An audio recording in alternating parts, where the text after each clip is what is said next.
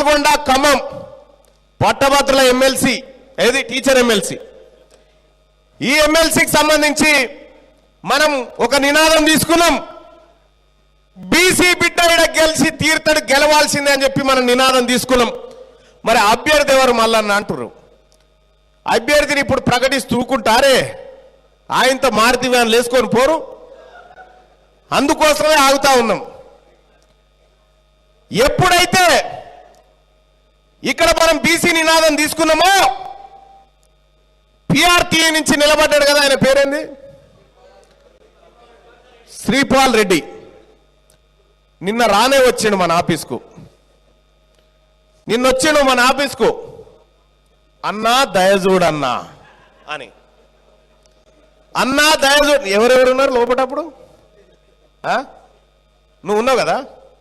అన్నా దయజూడన్నా అని ఇట్లా మొక్కాను చూసుడే లేదు మిమ్మల్ని ఓడగొట్టుడే అని చెప్పిన ముఖం గట్టినే చూసుడే లేదు మిమ్మల్ని ఓడగొట్టుడే మీకేమన్నా నిజంగా మీ సంఘం నుంచి అంటే సంఘానికి బీసీని అధ్యక్షుని చేస్తామన్నా అని వచ్చాడు పిఆర్టీ సంఘానికంట బీసీని అధ్యక్షుని చేస్తామన్నా మీరు సహకరించాలని వచ్చాడు మా మధుబాబు వచ్చిండు అయిడా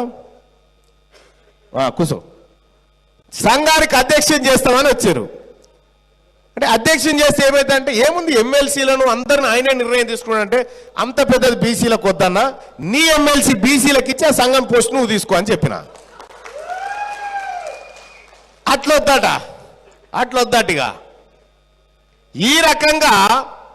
ఇప్పుడు ఎమ్మెల్సీ ఎన్నికలు అయ్యేదాకా బీసీఓని ప్రెసిడెంట్గా చేసి ఎన్నికలు అయిపోయారు మళ్ళా తన్యవతలకి ఎలగొట్టి మళ్ళా రెడ్డి గారు వచ్చి కూర్చొని మా చెవుల గులాబీ పువ్వు పెడదామని చూస్తున్నారు అందుకోసమే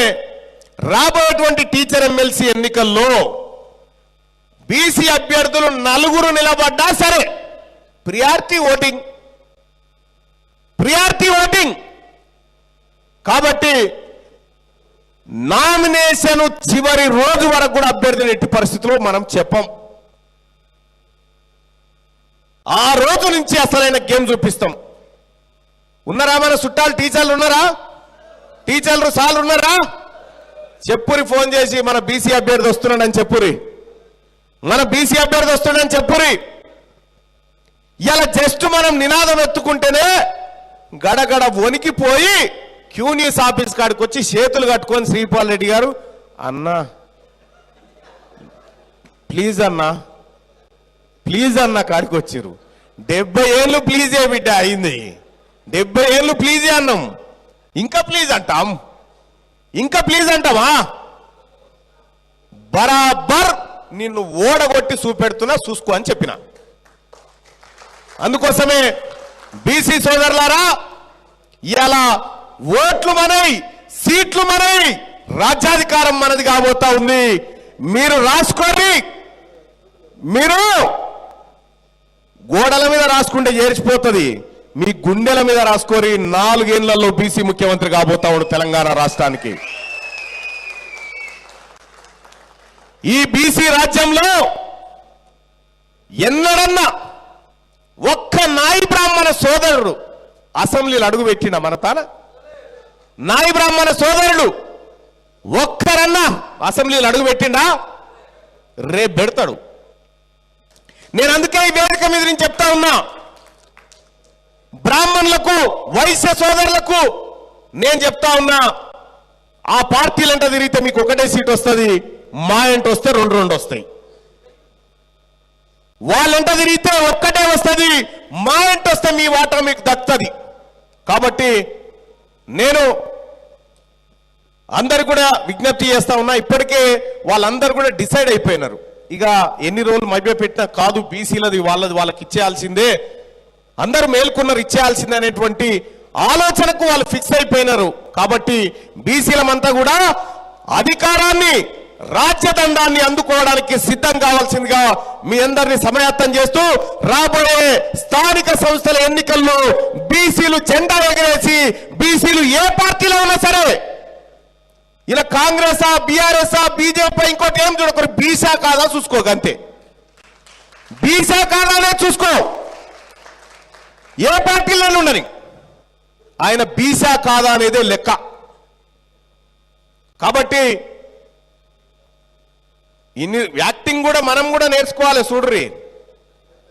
పక్క బండే తిరుగుతారు మనంట, వాళ్ళు కూడా గట్లే పక్క బండే